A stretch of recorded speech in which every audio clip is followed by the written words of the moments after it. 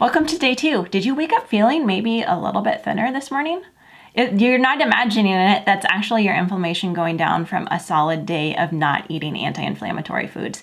The results only go up from here. So today is day 2 on the carnivore diet. If you need to review the salt video, salt is so important. I'm just going to do a real quick recap right here. If you are feeling tired, if you are feeling headachy, if you are feeling thirsty and like water is not quenching your thirst, take a little salt in your hand, put it in your mouth, and drink a whole glass of water. Within 10 minutes, you should feel better. Our recipe today is beef stock on the stovetop. This doesn't take any special kitchen equipment. You can do this in a large saucepan if that's all you have. You'll see where we only cover the bottom of the stock pot with our marrow bones. You're gonna go ahead and just cover the bottom of your saucepan with marrow bones if that's what you have. Beef stock is fantastic because it's an easy way to get electrolytes, like that salt that we were talking about. If you replace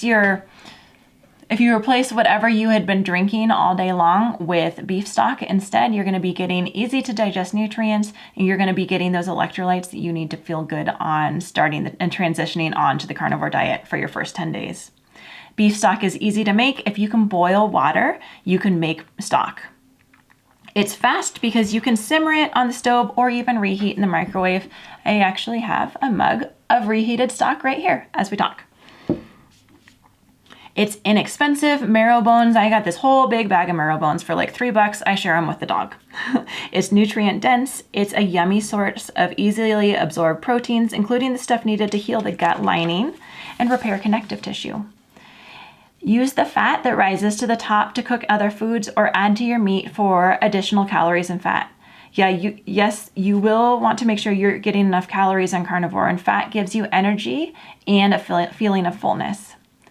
For the marrow, I'm going to show you how to stir the marrow back in for the healthy fats and a creamy treat without using dairy, or you can strain the marrow out and use it on top of like your steaks, like butter. Or just take it by the spoonful. It's delicious. If you have a baby in your house, give them a spoonful of this marrow, but they will love it. For the quick version of the recipe, marrow bones don't have much meat. Shank or ossobuco bones have more meat and add more fats and proteins.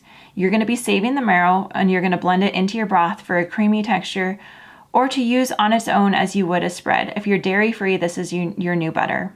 Preheat your stock pot to medium heat. Fill the entire bottom of your stock pot with marrow bones or ossobucos/beef shanks. I usually put the cut portion down, but you can do whatever you want. After 5 minutes, the bone will start to brown. Flip if desired and cook another 5 minutes. Bones are browned for depth of flavor and richer color. You get a really dark stock by adding onion skins, which we aren't doing today. Adding the drippings from your roasts and slow-cooked meats can also add a darker color, which you'll see when we do the heart recipe later on this week. That darker color really doesn't add any nutrients. It's just something that we've kind of been conditioned to find more appetizing. This light bone broth is equal nutritionally to the darker broth, and you'll get delicious benefits from it. Leave the bones in there and fill your stock pot to 3/4 full with filtered water.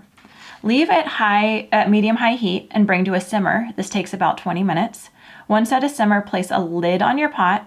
This is optional, but it raises the heat slightly and prevents as much evaporation of your liquid.